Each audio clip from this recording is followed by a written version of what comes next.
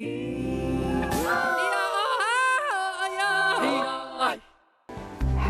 Lunar New Year to all. Outgoing President Tsai Ing-wen gives her final New Year's speech as Taiwan's leader.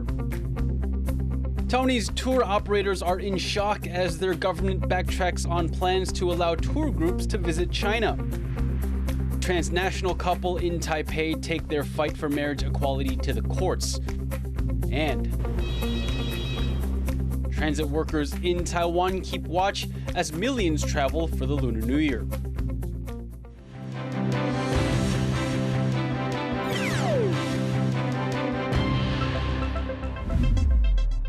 A warm welcome to Taiwan Plus News. I'm Leslie Liao. Hope you're enjoying the Lunar New Year holiday season. Taiwan's President Tsai Ing-wen has thanked the military and other state personnel for staying at their posts over the Lunar New Year holiday. It's her final Lunar New Year speech as president. Louise Watt joins us live from Taipei. Louise, a big focus in this speech is democratic values. Can you tell us a little more? Tsai has been pushing a message of unity within Taiwan and also playing up Taiwan's influence overseas. Over the past few years, Beijing has been pushing a narrative that only it can represent all ethnically Chinese people around the world. Well, today, Tsai is hitting back at that. She's saying that overseas Chinese communities are actually promoting Taiwanese values of democracy and freedom. Dozens of Chinese language journalists from around the world came to Taiwan to witness its elections almost a month ago.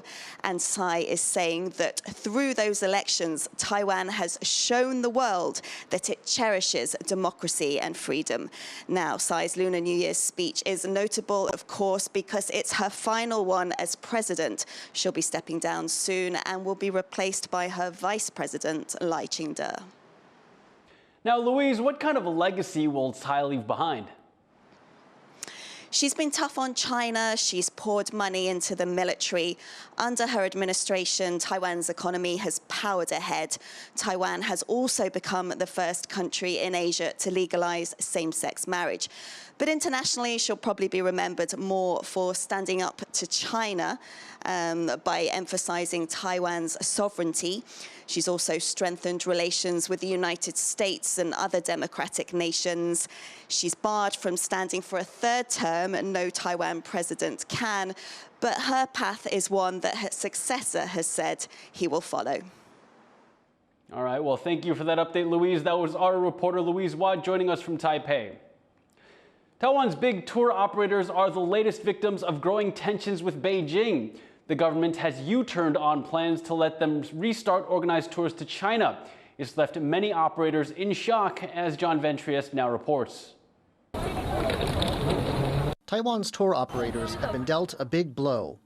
The government has walked back on plans to allow tour groups to China, a ban put in place during the COVID pandemic. There will be a brief exception for tours that are already organized and paid for. But come June, the ban will take force again, closing off one of the tourism industry's biggest markets. The government says China's unfriendly attitude toward Taiwan is to blame. China claims Taiwan and regularly threatens to invade. But in recent years, it's tried to sway Taiwanese people with economic pressure too. A Chinese ban on its citizens visiting Taiwan, imposed in 2 stages from 2019 to 2020, still stands. Businesses that relied on Chinese tourists are still struggling, if they've survived at all. And there's also been psychological pressure too. China recently rerouted one of its domestic flight paths, moving closer to the center of the Taiwan Strait that separates Taiwan and China. Officials in Taipei have long seen anything past it as a no-go zone for China. 我已经知道我要被骂。我过去在立湾所谈的，我是非常正面的支持两岸人民的交流。我们对他的这些太多遗憾了哈，就是他没有给我们善意的那个。Independent Taiwanese travelers are still free to travel to China. But in Taiwan, many prefer organized tours, and China tours are especially big business. The government planned to cap the daily number of Taiwanese tour group members at 2,000 a day. But even if tour operators didn't expect an immediate return to the pre-pandemic days, when the big companies sent around 10,000 clients to China a month, they did at least hope for a gradual return to normal. Their reaction to the news has been bitter. 突袭式的宣布让我们业者非常的错愕难过，甚至呢这个农历年呢，很多业者可能连夜饭都会吃不下。如果是2025年事件真正危害到台湾，那我希望他宣布全台湾的民众不准赴大陆。为什么要禁止旅行团？这剥夺我们旅行社的工作权呢？ As Taiwan's ties with China remain fraught, a tourism industry dependent on goodwill from both sides is stuck in a difficult position, with no obvious way out. Luffy Li and John Van Trieste for Taiwan Plus. Millions of people are traveling over the Lunar New Year, but as Harrell Hughes reports, Taiwan's hotels and resorts are sitting empty. No queue for the ferry, barren roads, and only a few tourists walking the beaches.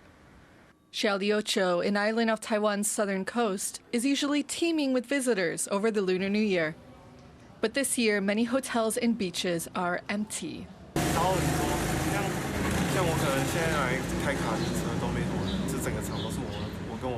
It's not only Taiwan's island resorts that are empty. From Kenting in the south of the country to Hualien in the east, tourism operators say booking rates have dropped by almost half, worrying hotel owners.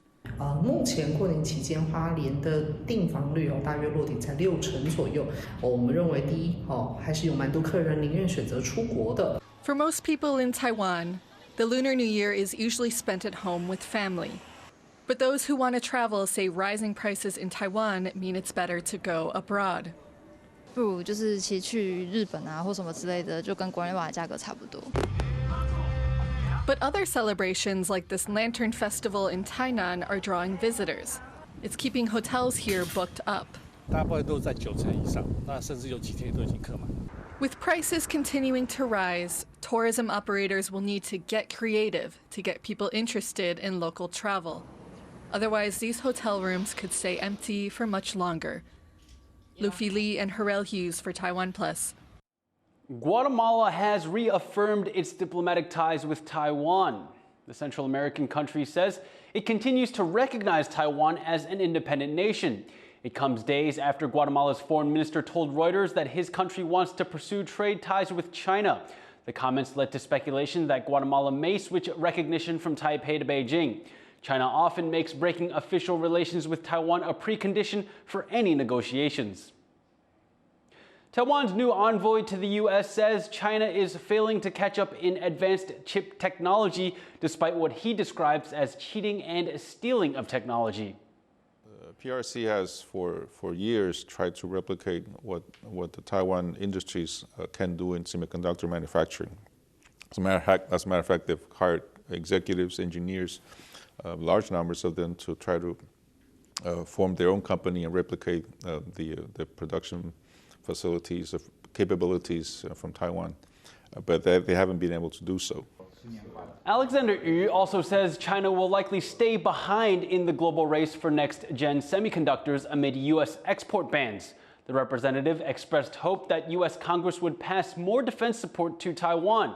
Yu has succeeded B. Kim Xiao in Washington, D.C., with Xiao now back in Taiwan as vice president-elect. China has replaced the head of its securities watchdog after weeks of stock market instability. State media announced overnight that Wu Qing will take over from Yi Huiman as chairman of the body responsible for regulating the markets. It comes after Chinese stock markets reached a 5-year low on Monday. Despite several interventions, policymakers have struggled to stabilize the situation. $1 trillion in market value has been wiped from exchanges in mainland China and Hong Kong this year. Nicknamed the broker butcher for his crackdown on traders, Wu was previously the head of the Shanghai Stock Exchange. Taiwan is considered the most LGBTQ+ friendly country in Asia, particularly since legalizing same-sex marriage in 2019. But even that landmark ruling left some members of the community behind. Reese Ayers reports. Forget sign off. Cabinet the dorm is huge. Enjoying a rare day together in his apartment in Taipei, speech and debate coach Chase Williams is with his husband, Mark Maccabetus. They seldom see each other, as they're forced to live cities apart.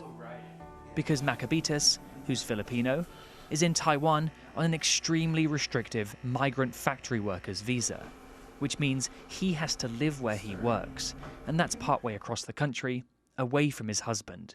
We don't have any other options right now. This is like the option that we're going through. The couple met in Taiwan and have both lived here for over 5 years, but only Williams, who's American, has been able to apply for permanent residency.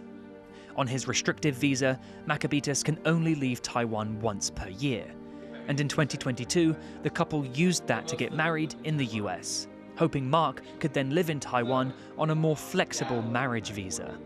But they faced a problem when they got back to Taiwan. We ran into an issue where Taiwan wouldn't recognize our valid US marriage because of a gap in marriage equality here. Courts in Taiwan only recognize same-sex marriages between foreigners if both people are from countries that allow same-sex unions, a condition that doesn't factor in if one of the pair is Taiwanese or for heterosexual couples. It's an inequity that has led Williams and Maccabetus, whose home country doesn't recognize same-sex unions, to the courts. A lot of the arguments we're making in our filing are about how foreigners are treated in Taiwan across multiple sort of government decisions, and how there's an inconsistency between residents and citizens. According to rights activists, those inconsistencies between locals and foreigners, and homosexual and heterosexual people, stem from the way Taiwan legalized same-sex marriage back in 2019. In Taiwan, same-sex marriage is legalized in a special law. So it's not to amend our civil code. So some rights are different from what straight people have in the civil code. But lawyers for Williams and Maccabetus are confident their case will be heard and bring full equality to marriage laws moving forward. 同志运动它是不断地透过每一个当事人的努力，去逐步地达成在文化还有制度上面的成功。 The couple have several months to wait before their case gets heard. For now, they'll continue cherishing their scarce days together until Taiwan's courts bring full equality into its marriage laws and allow them to pursue the married life they'd dreamed of. Justin Wu, Patrick Chen, Scott Huang, Rick Glauert and Reese Ayres for Taiwan Plus. Coming up, are rising sea temperatures responsible for supercharging storms? We'll be right back.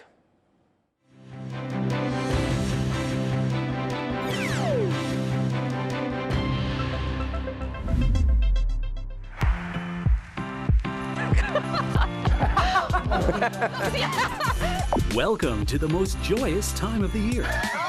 It's the Year of the Dragon. Kind of exciting. And we're here to make it truly unforgettable for you. Wow, guys, dig in! Please enjoy.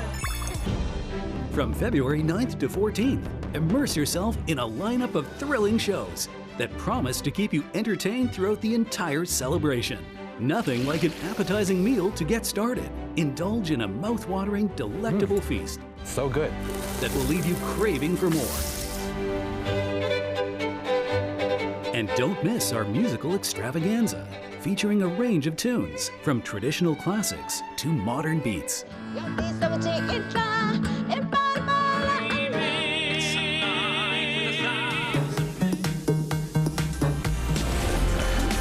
But that's not all. Embark on a journey to explore the breathtaking landscapes awaiting your discovery in Taiwan. You never know what you're going to find, and that's what I've discovered here. Have you noticed? I've never seen that before. The Lunar New Year is just around the corner. Celebrate it in style with Taiwan Plus. We wish everybody 龙来运转，大吉大利，鱼跃龙门. Happy New Year. Soaring into the Year of the Dragon. Taiwan Plus.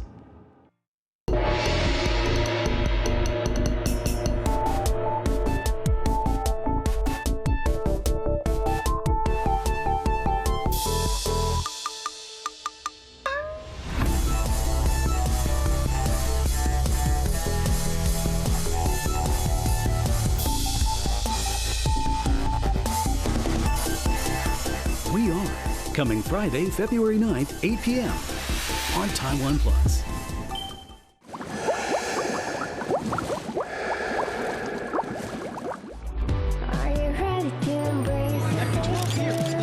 Is coming back.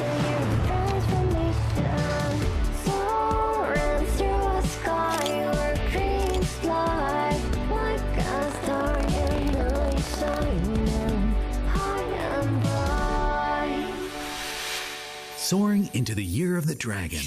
Taiwan Plus.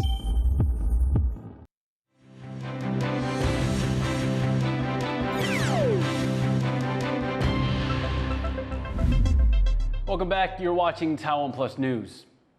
North Korea's government has voted to end all economic cooperation with South Korea. The decision will scrap Mount Kumgang tourism, a project which allowed South Korean tourists to visit the scenic mountain just north of the eastern border. That agreement was a symbol of cooperation between the two sides. Tensions on the Korean peninsula have been rising in recent months. North Korean leader Kim Jong-un recently called the South his country's principal enemy, and Pyongyang has been ramping up missile testing. The Philippines is boosting the number of troops stationed on its island closest to Taiwan. The country's defense secretary ordered the military to increase troop numbers and build more structures on the Batanes Islands. The islands are less than 200 kilometers from Taiwan's southeast coast. The move is part of efforts by Manila to shore up its territorial defenses amid increasing aggression from China. To find out more about the Philippines boosting its defenses near Taiwan, our reporter Jaime Ocon spoke to Aaron Matthew LaRosa, a security analyst based in Washington, D.C. What is the significance of the U.S. being able to use Philippine military bases in the event of a war in the Taiwan Strait? The question of U.S. basing access in the event of a Taiwan contingency is extremely contentious in Manila. We've had officials in the Philippine Congress state that these bases would not be used in that scenario. However, of course, things are always in play. The Philippines is slowly realizing its strategic position in all of this. So, Manila might not have a question at the end of the day of what will happen, especially when we see the Chinese eyeing these bases. Potential scenario could be, even if the Philippines stays out, the Chinese would strike those bases to preemptively prevent the Americans from entering. This buildup seems to be happening close to the Bashi Channel, this waterway between the Philippines and Taiwan. How important is this channel to both the United States and China when it comes to a Taiwan contingency? So the Bashi Channel is one of the several, albeit limited, amounts of ways you could transit between the first and second island chains. So again, the first island chain is from the Southeast Asian states up to Japan, where you have these chain of islands. And within those chains, you have these choke points. They're choke points because they can be controlled, and you control access of who gets in and out. And of course, in the event of conflict for these great powers, the United States and China, controlling these choke points are of utmost importance. If we look at the context of Taiwan, a couple of 100 miles up north, that's going to be Kaohsiung. And Kaohsiung is projected to be a major landing ground in the event of invasion. So the Chinese would probably eye that potentially to further solidify their holdings. Meanwhile, with the United States, if they were to come into assistance for Taiwan, they would probably also use the Bashi Channel as well. That was security analyst Aaron Matthew LaRosa speaking to our reporter Jaime Ocon. A leak of radioactive water at the Fukushima nuclear plant in Japan poses no risk to the public, the plant's operator says. 5.5 tons of water leaked from a decontamination system after a valve was left open. The operator said the leak was kept within the plant and the outside environment is unaffected. The Fukushima plant had multiple meltdowns after being hit by a tsunami in 2011. Work to decommission the station and deal with its radioactive wastewater is ongoing. This has included the controversial release of treated mildly radioactive water into the ocean.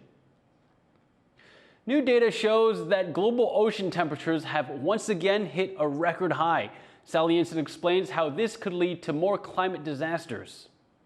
Cleaning up the mess in California. But widespread flood alerts across the U.S. state remain in force until showers are expected to taper off by the week's end. This is the aftermath of a deadly storm that killed several people under wind-toppled trees, caused fatal car crashes and flooded waterways, sweeping away at least one person in the raging waters. The death toll currently stands at 9 people as the country's second most populous city, Los Angeles, struggles with mudslides and power outages. Residents are wondering why it was so destructive. I can't really attribute it to one cause. You know, I'm not a meteorologist, I'm not a climate scientist, just a human with a car buried in mud. The storm system meteorologists call an atmospheric river dumped 6 months' worth of rain in a day, qualifying it as a once-in-a-1,000-year event. The atmospheric river hit the western state from its Pacific coast, turbocharged by unusually high temperatures on the sea surface between the continent and Hawaii. In the last few days, sea surface temperatures around the globe once again reached record highs. The latest data from the National Oceanic Atmospheric Agency show the average temperature climbed to 21.1 degrees Celsius, the same as late August last year, which broke a long-standing record and 0.8 degrees higher than an average year. For some of California's residents, these record highs offer an explanation to the extreme weather. We are having these record highs in the summertime and then these incredible storms that we've never had before that they're calling, once every 100-year storms, and we've had 2 of them since August. So that's my belief is, of course, it's climate change. The unprecedented heat is in part due to a natural weather phenomenon known as El Niño, but scientists are certain it's also in large part due to human-caused greenhouse gas emissions. It's quite clear that the human activities, which involve mainly the emission of greenhouse gases warm the planet. That's very obvious. The oceans are warming, the atmosphere is warming, ice is melting, so it's very clear. Californians are putting their lives back together as the floods subside. But as global temperatures continue to smash through records at a rate never seen before, it may not be the last time their world is turned upside down. Howard Zhang and Sally Jensen for Taiwan Plus. The Lunar New Year holiday has officially begun in Taiwan, and so has the travel rush. The country's transportation systems are gearing up to handle the big crowds. Tiffany Wong reports.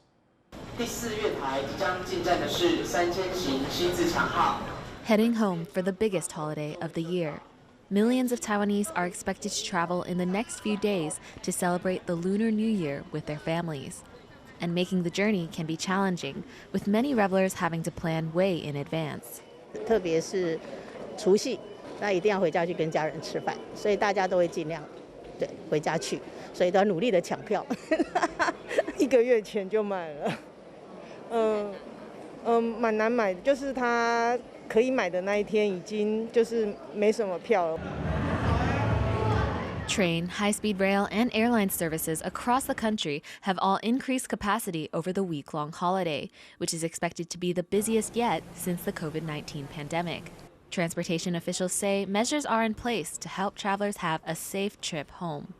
我们会从怎么去降低这个事故的发生的几率开始下手了哈，就是说，像以春节连假来讲，我们一般在高速公路会有几种方式。 These highway officers are monitoring traffic hotspots in northern Taiwan from this command center. When they get a traffic report from their hotline or the police, they check the situation on the ground using CCTV cameras. And they send out a notice to help warn and redirect drivers to a clearer route. Officials say they'll also set passenger limits during rush hours to divert traffic. Roads like these will soon be packed with traffic as people head towards their hometowns for the holidays. Now, officials are urging drivers to have patience on the road to ensure that everyone makes it home safely for their Lunar New Year breaks. Alex Chen and Tiffany Wong in New Taipei City for Taiwan Plus. The Lunar New Year holiday is usually a time to be with family, and for some migrant workers, they've had to build their own here in Taiwan. Joyce Zeng went to visit an Indonesian community as they prayed for a prosperous new year. People are getting in the festive spirit here as the Lunar New Year holiday starts. It's the biggest national holiday here in Taiwan, but it's in fact celebrated around the world, also in South and Southeast Asia. A charity group just came to visit the largest Indonesian community here in Taiwan's capital. They came to give out red envelopes, which is a traditional gift customary during the Chinese New Year season. People put money in there, and it's a token of good luck. Now, this is just a small slice of the Indonesian community, which organizers tell me it's over 10,000 people are represented in it. And these are mostly students, masters and also PhD students, but also caregivers, factory workers, and professional level workers from Indonesia here in Taiwan. Earlier, I was speaking to an engineer who came to Taiwan 9 years ago as a master's student, and now he's working in an AI lab for one of Taiwan's largest electronics companies, Delta. So he said, though, in those 9 years here, it's communities like this that has made his decision to come to Taiwan to seek better life, to make more money worthwhile. We are very close because we talk many things every day, because in the New Year, many people will take off the jobs, so we can gather together.